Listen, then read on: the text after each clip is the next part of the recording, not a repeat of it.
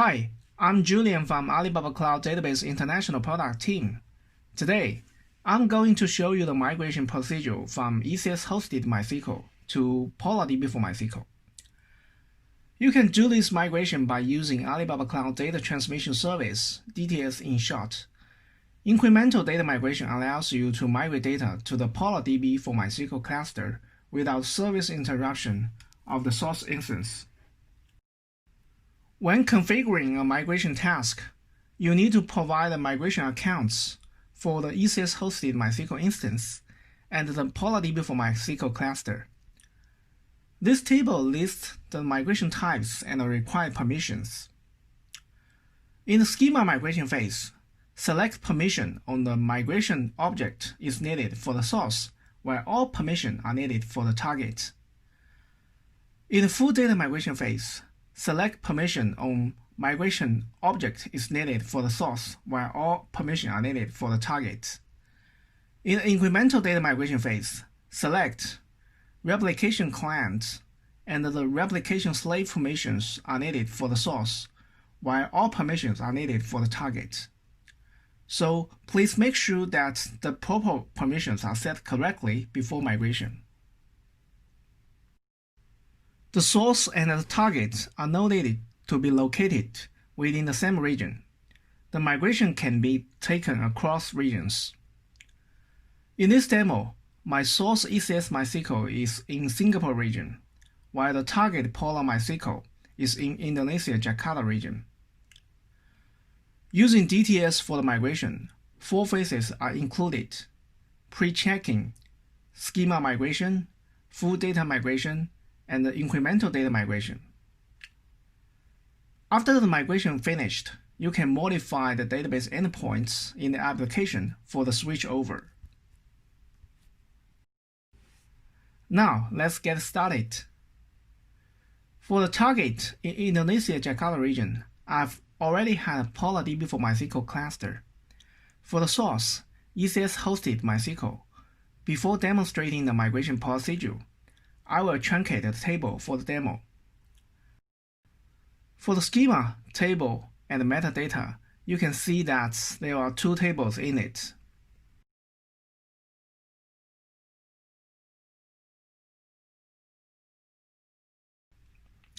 For the migration, go to the DTS for the configuration.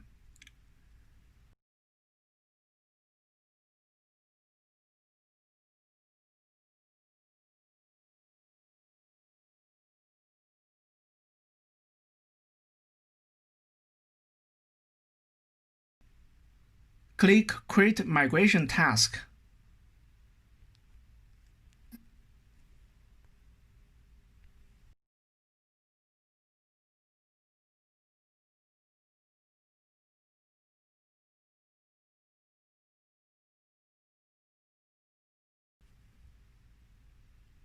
Set the task name.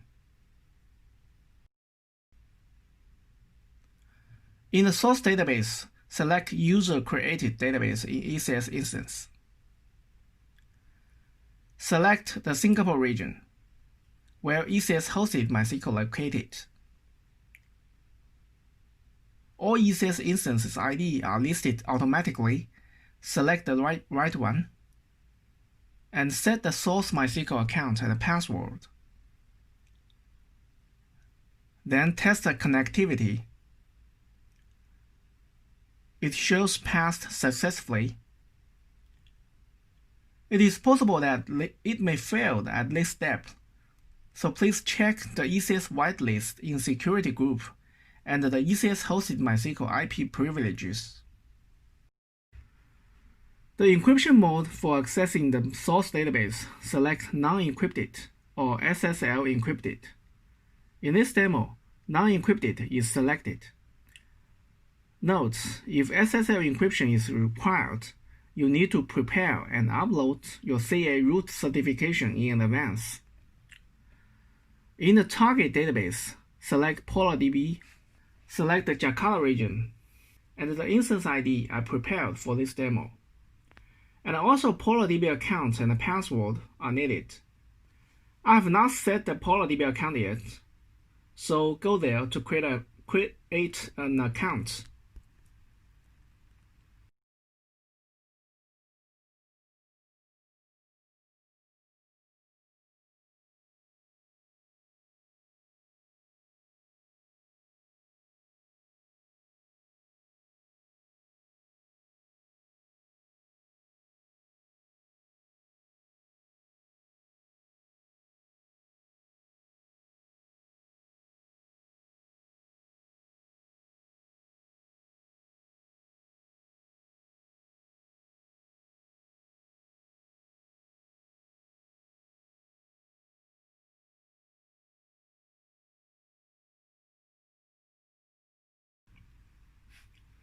After that, let's back to DTS console to fill with the PolarDB account and test the connectivity.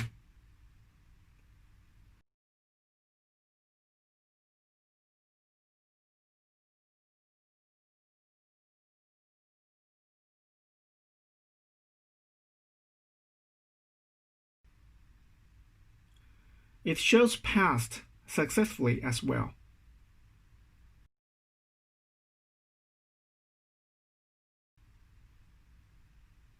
Now the DTS configuration has been finished. Click Set Whitelist and Next. Select Schema Migration, Full Data Migration, and Incremental Data Migration for the data consistency during the migration. If you don't select the incremental data migration, data updates in the source database are not migrated to the destination instance. Select the object in the source MySQL instance to be migrated. Now, I pause here for the DTS task configuration.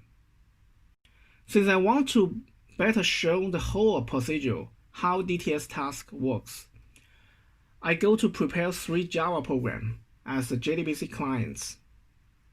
The first one is the insert client connecting to the source ECS MySQL to continuously insert data into it. The second one is the query client connecting to the source ECS MySQL to continuously read data from it. The third one is the query client connecting to the target PolarDB MySQL to continuously read data from it. For the client setup, let me go to the PolarDB to set up whitelist for the connectivity.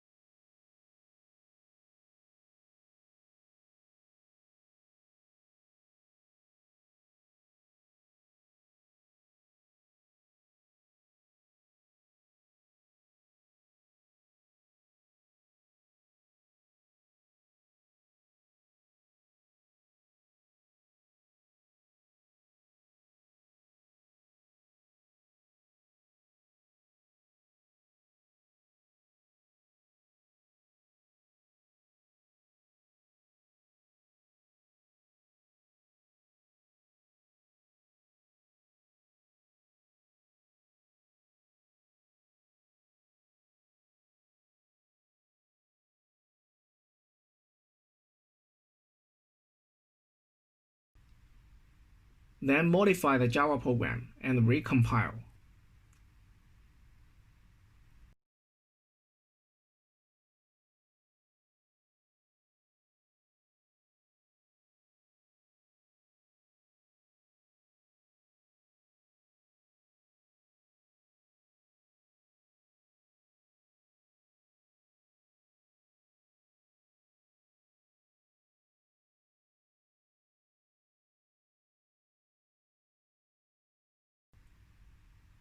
After that, Let me go back to the DTS Web Console. Click Save to save the config task. Now we can start a task to kick off the migration procedure.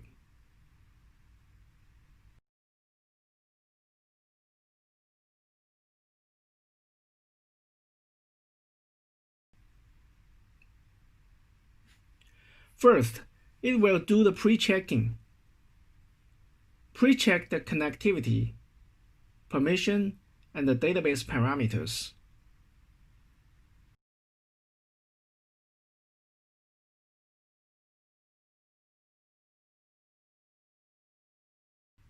There are some pre-checking failures. The first one saying that the bin log format is not set to row.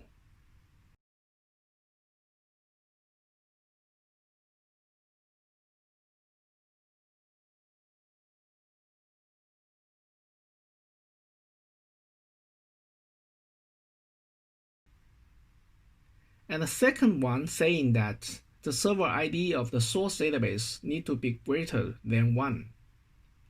So let's go to the source ECS MySQL to fix these two pre-checking failures.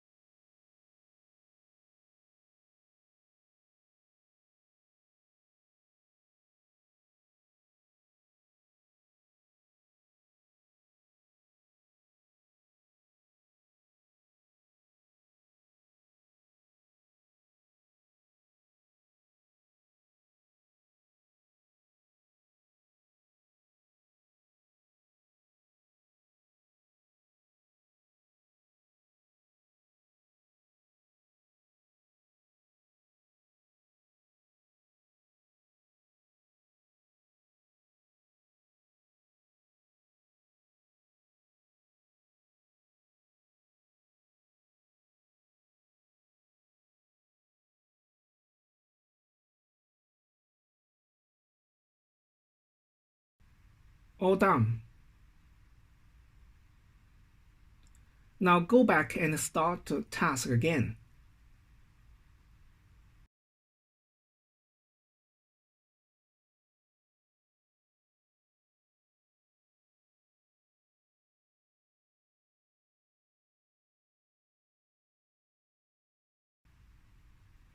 The pre-checking all passed successfully. Select a channel specification according to your business requirements.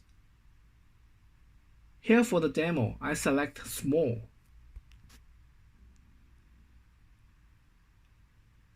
And buy to start the migration process.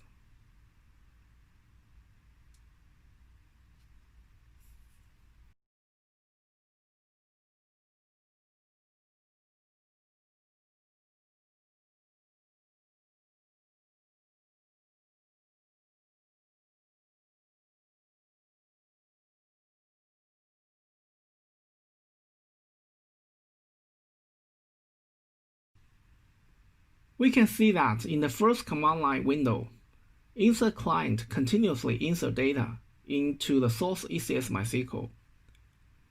In the second window, query client query the records counts from the source ECS MySQL, while in the third window, query client query the record counts from the target PolarDB for MySQL.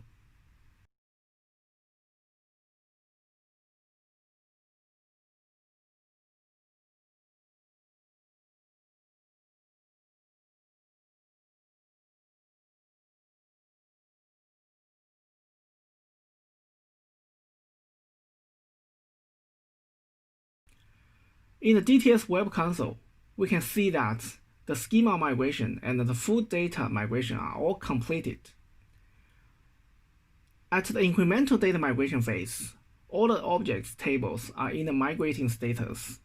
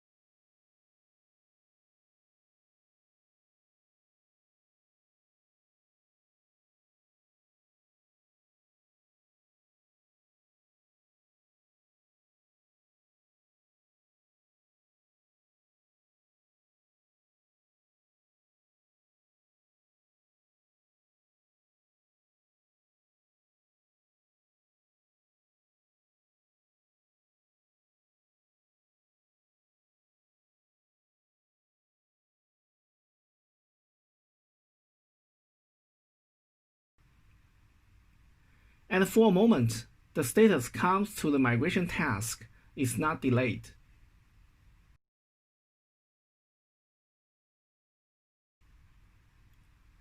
Suppose we stop these 3 clients and restart them.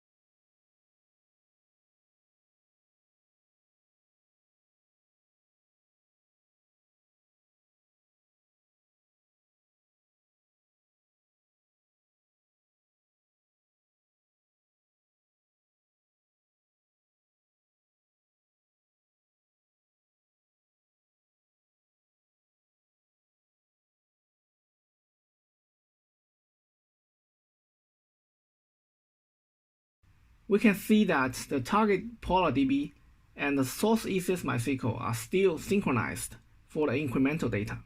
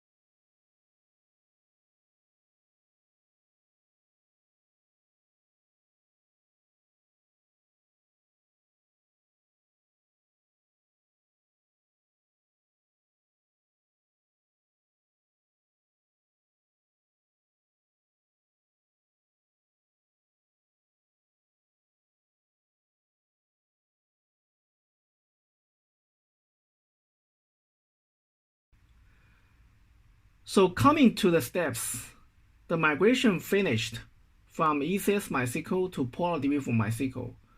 You can choose to modify the endpoints in your application to access PolarDB afterwards for the switchover. So follow these steps. It is easy to migrate from ECS hosted MySQL to PolarDB for MySQL, right?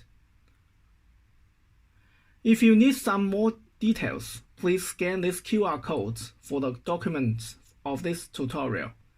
Thank you for your time.